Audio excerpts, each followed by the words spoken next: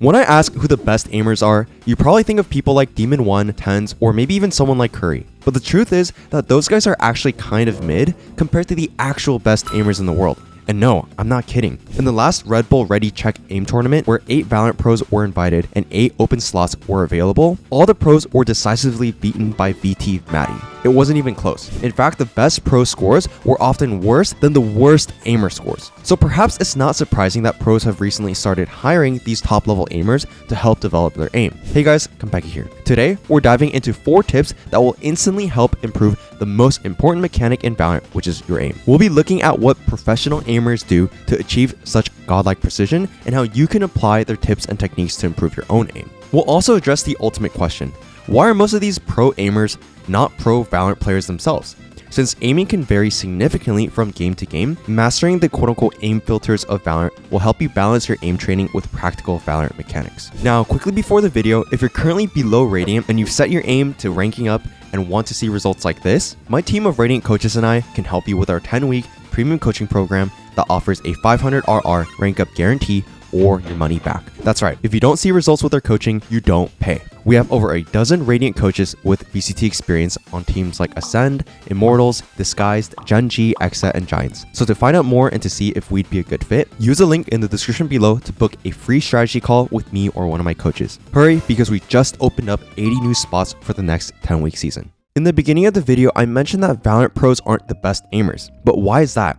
Well, this shouldn't be a surprise, but aim is not the only factor in Valorant. Just because you're the better aimer than your enemies doesn't mean that you'll automatically win. There's way more to it than that. That's because there are also quote-unquote aim filters. Aim filters are extra mechanical components in the game that affects your raw aim. So in Valorant, it's not just raw aiming. You have to be in control of your movement or you'll be inaccurate. It's not just clicking on the target, but it's also playing around with abilities and different weapons. You see, even if you have god tier aim or a literal aimbot, there are a bunch of other factors that can impact your ability to land your shots. Take weapon mechanics for instance. The Vandal isn't perfectly accurate, especially at longer ranges. So even if your initial flick and tracking are perfect, your first shot might just miss due to randomness, and the shots afterwards won't go anywhere if you don't have the ability to properly control your bursts. Or take agent abilities.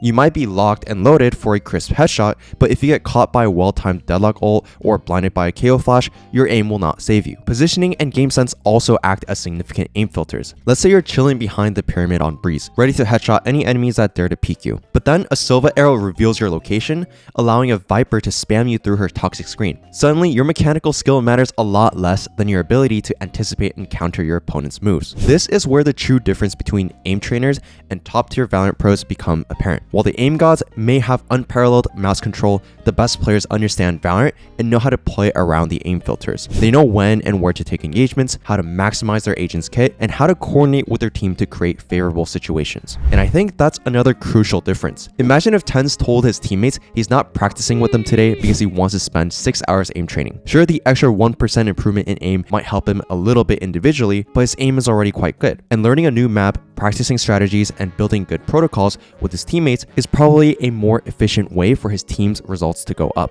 But all of this to say, it doesn't mean you shouldn't ever practice your aim. Especially if you play ranked, aim is a huge decider in whether or not you win your 50-50s. Practicing your aim won't help you take smarter fights, but it will ensure you can reliably win fights where you have a fair shot. It allows you to hit more precise flicks and that you can hold angles reliably by having good click timing. We'll discuss how to work on those two things later because people often do it wrong. But first, I want to talk a bit about sensitivity since it's a source of one of the biggest myths in aiming, and a lot of people misunderstand it. A lot of misunderstanding about sensitivity is probably because you've heard people say that changing your sensitivity is really bad since it can mess up your muscle memory. But let me tell you, that's not entirely true. In fact, it's quite the opposite. In the aim training community, muscle memory is seen as a bit of a meme. When you say that aim is all about muscle memory, you're kind of implying that you're trying to memorize every single adjustment from every angle, every spot in each map, and all the different potential ways and places you might be fighting an enemy from. But if that were true, you're saying that your aim would be instantly messed up the moment you begin to sweat a little or the weather changes and your mouse pad gets more humid. There are a million different factors that would mess up that idea of muscle memory. So a better way to think of aim is just think of it as mouse control, which is a skill you can train. It's true that if you switch from low to high sensitivity, you're going to struggle, but that's because you're using different parts of your mouse control. If you're used to lower sensitivities, your arm aiming is probably a lot better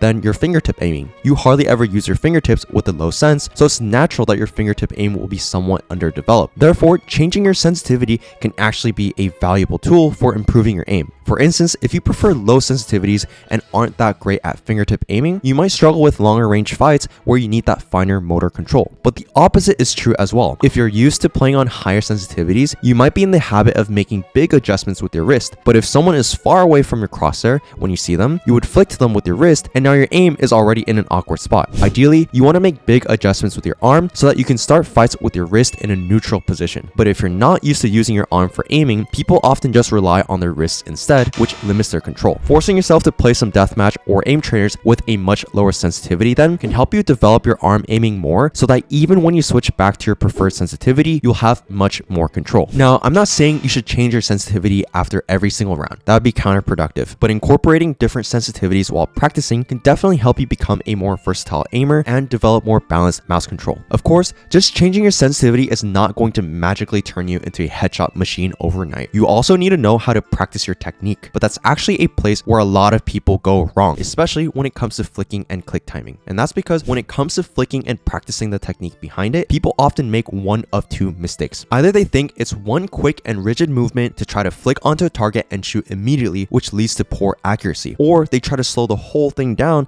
and be very accurate. The problem is, at that point, you're no longer flicking. You're just moving your mouse from point A to B. What flicking actually should look like is somewhere in between. A proper flick that's useful in Valorant has two parts. The initial flick is very much like the first scenario we talked about, a quick and rigid movement. This initial flick is an adjustment you should usually make with your arm. It's not very precise, and the goal is just to move your crosshair in the general direction of the target as quickly as possible. Now, after this initial flick, the micro adjustment comes next. Now, check again where the target is and make a more controlled adjustment, usually with your fingertip, to get your crosshair on the target. When you're first practicing, it's good to isolate these movements very purposely. When you watch pro players, you'll notice that they perform these two distinct movements very quickly in one smooth fashion. But when you're just starting out to practice the skill, you have to recognize that it's two separate movements being made, and that to have good flicking skills, you need to have both the initial flick and the micro adjustments mastered so that you can combine them efficiently. Now that we've talked about flicking and micro adjustments, let's talk about click timing. Click timing is extremely important in Valorant. For example, when you're trying to hold angles. What click timing refers to is just the mastery of recognizing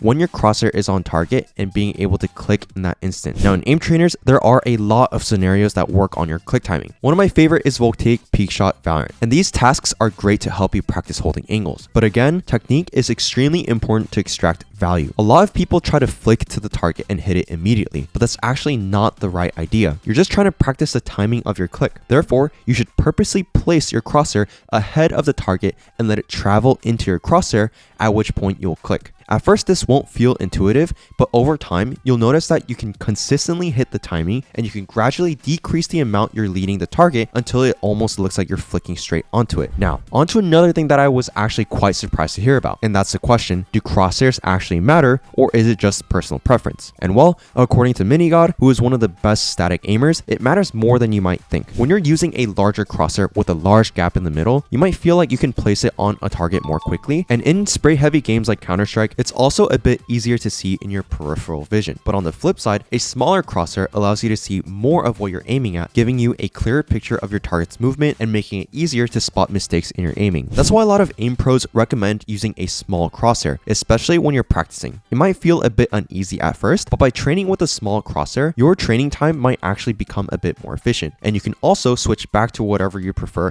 while playing ranked games or tournaments. Of course, that touches on another element, the importance of accepting your own identity and not forcing yourself into one mold. Every player has their own strengths and weaknesses, and even if we look at the pro level, there are a ton of different aiming styles and players with unique quirks and identities. If you're very new and you're still learning, of course it's good to strive to be like certain pro players you like, see what they excel at, and try to learn from them. But all this diversity also shows that there's no one-size-fits-all approach you have to copy or some mold you have to fit into to be a good player. The key is to experiment with different settings, sensitivities, and peripherals until you find a combination that feels natural and comfortable to you. Don't try to force yourself to play like someone else or copy their exact setup. Instead, focus on finding what works best for your own playstyle and strengths. Some players might excel with the low sensitivity and arm aiming, while others might prefer a higher sensitivity with wrist aiming. There's no right or wrong answer here. It's all about what allows you to perform at your best. Once you've found a setup that feels good, stick with it and give yourself time to adjust. Again, that's not because changing your mouse or sensitivity is bad, but if you're struggling with something like click timing or flicking, the key is not in changing your mouse, but in working on your technique and practicing that skill efficiently. So unless it's just a hobby of yours to try different products, resist the urge to constantly switch to the latest trendy mouse or mouse pad. While it's okay to make small adjustments here and there, try to avoid making drastic changes too frequently, because these changes can shift the focus from what's really important to something that isn't. Remember,